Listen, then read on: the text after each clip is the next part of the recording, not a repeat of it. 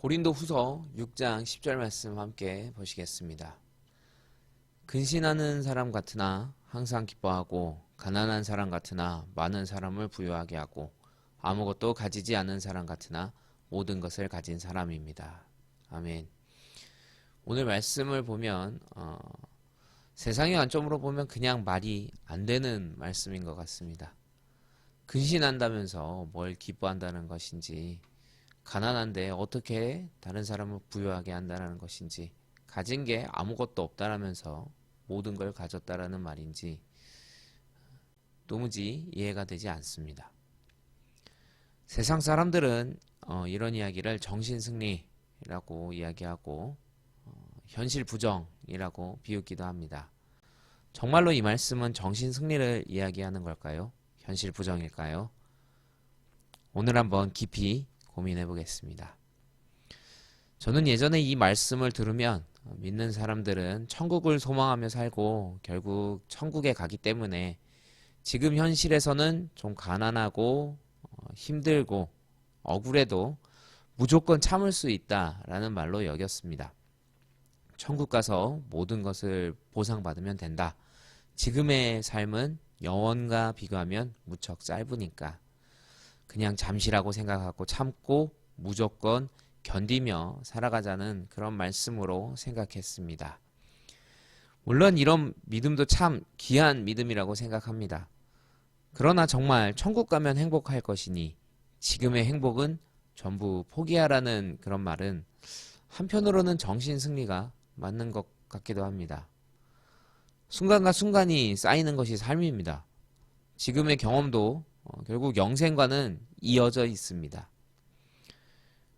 미래에는 행복할 것이니 지금을 포기하라는 믿음보다 더 강력하고 좀 더 확실한 무언가가 있다라는 생각을 하게 되었습니다. 오늘 말씀의 원어도 미래형이 아닌 현재형 단어 카이론테스, 플루티존테스, 카테콘테스라고 선포하고 있습니다. 될 수 있다는 가능의 이야기가 아닌 이미 되었다는 선언입니다. 오늘 말씀이 세상 사람들이 이야기하는 정신승리가 아닌 정말 현실에서 어떻게 이루어질 수 있으며 그런 삶이 어떤 삶인지를 나누도록 하겠습니다. 오늘 말씀을 묵상하면서 과연 이런 삶을 산 사람이 있을까? 과연 존재는 할까? 근신하지만 기뻐하는 사람, 가진 것이 없지만 가난한 사람을 부유하게 하는 사람, 아무것도 없는 것 같지만 전부를 가진 사람이 정말로 존재할까 생각해 보았습니다. 그리고는 한 사람이 떠올랐습니다. 예수님이셨습니다. 예수님이 이 땅에 오신 이유는 우리를 대신하여 죽으러 오셨습니다. 그분의 삶 자체가 근심이었다고 말해도 과언은 아닙니다. 그러나 그분이 죽으셔야 하는 이유가 사실 우리를 살리기 위함이었습니다. 사랑하는 사람을 살리는 일은 사실은 큰 기쁨입니다. 오늘날에도 신장 이식을 하려면 여러 가지 조건이 맞아야 합니다. 뿐만이 아니라 신장 이식 수술 후에는 몸도 피곤하고 약해지고 쉽게 아프곤 하는 것을 우리가 압니다. 그러나 사랑하는 사람에게 신장 이식을 하면서 불평을 하거나 불만을 후회하는 사람을 단 한 번도 본 적은 없습니다. 그 사람들은 어떻게 하면 더 건강한 신장을 줄 수 있을지를 오히려 더 걱정하고 근심합니다.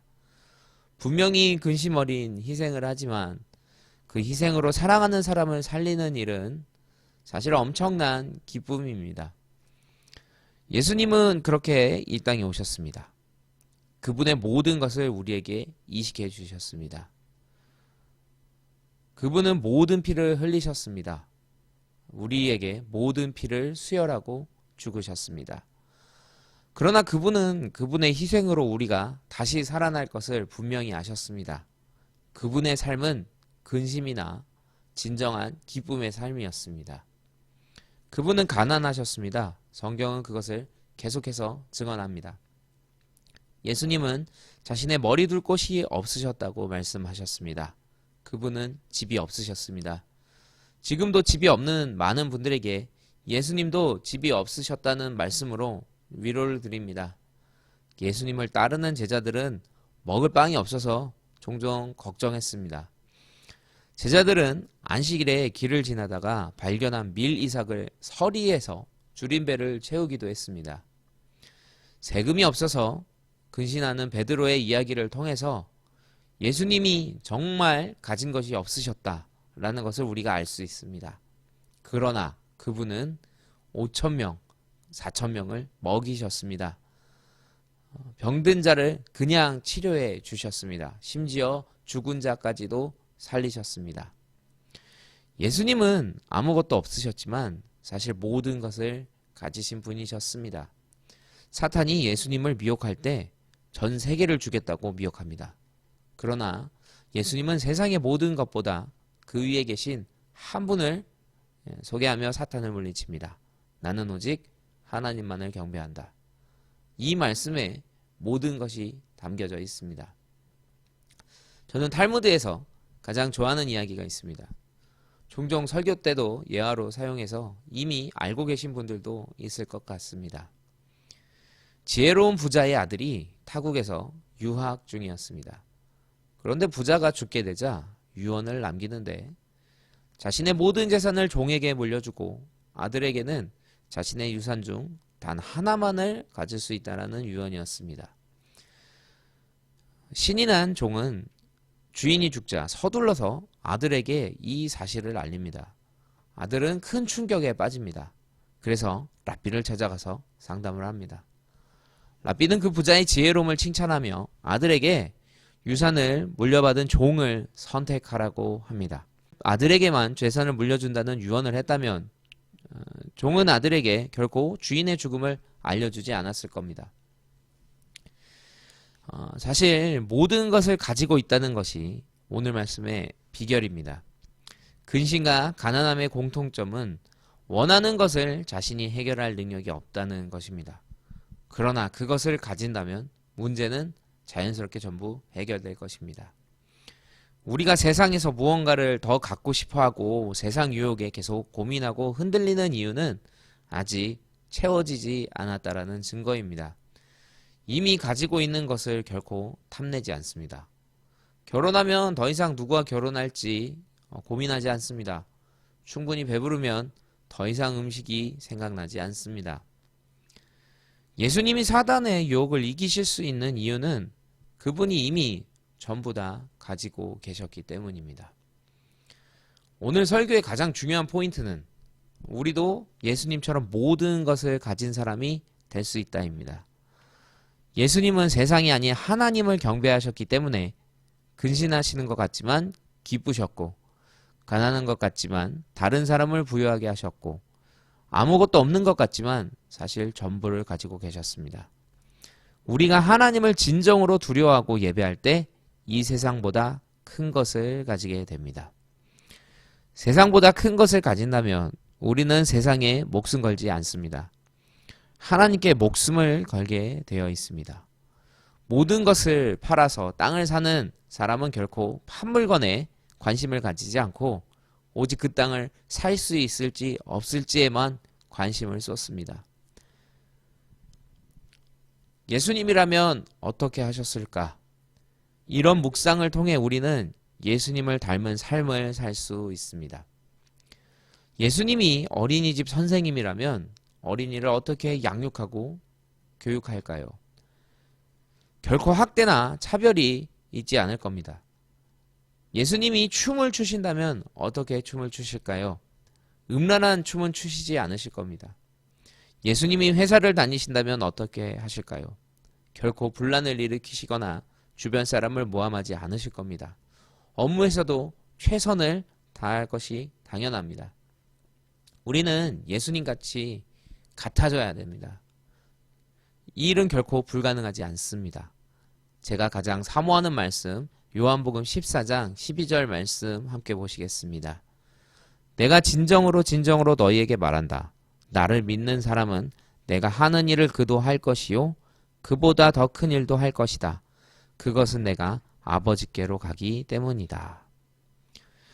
예수님은 2번이나 진정으로 우리에게 말씀하셨습니다. 너도 나처럼 되고 나보다 더 큰 일을 할 것이다. 오늘 말씀은 세상 사람의 관점으로는 말도 안 되는 말씀입니다. 그러나 우리의 삶이 예수님을 닮아간다면 이 말씀은 당연한 말씀이 됩니다. 이 근심 많은 세상에서도 기쁘게 살 것입니다. 가난해도 주변에 많은 사람을 살리고 영적으로 부유하게 만들 것입니다. 가진 거 하나 없고 잘난 것 하나 없어 보여도 사실은 전부 대신 하나님을 소유한 그런 사람으로 살아갈 것입니다. 지금 당장 예수님처럼 살 수 있는데 살지 않는다는 것은 엄청난 손해입니다. 우리는 절대 예수님처럼 살 수 없다고 속이는 마귀의 거짓말에서 벗어나야 합니다. 그렇게 사는 사람이 어디 있냐고 절대 불가능하다고 반박했던 제가 이제는 삶의 순간순간을 예수님처럼 살고 있다고 감히 말합니다. 그리고 그렇게 살기 시작하자 주변에 정말 예수님처럼 살고 계신 많은 분들을 볼 수 있었습니다. 정말로 오늘 말씀은 나중에 천국에 간다는 사실 때문에 기쁜 게 아니고 지금 이 세상에서 근심이 있지만 오히려 기뻐하고 가난한 것 같지만 다른 사람을 정말로 부유하게 만들고 아무것도 없지만 세상 전부를 소유하는 삶이 지금도 가능하다는 것을 믿게 되었습니다. 여러분들에게 도전합니다. 여러분도 지금 당장 예수님처럼 사실 수 있습니다. 예수님처럼 사심으로 변치 않는 기쁨으로 주변의 사람들을 살리시며 모든 것을 다 가진 천국의 삶을 사시기를 소망합니다.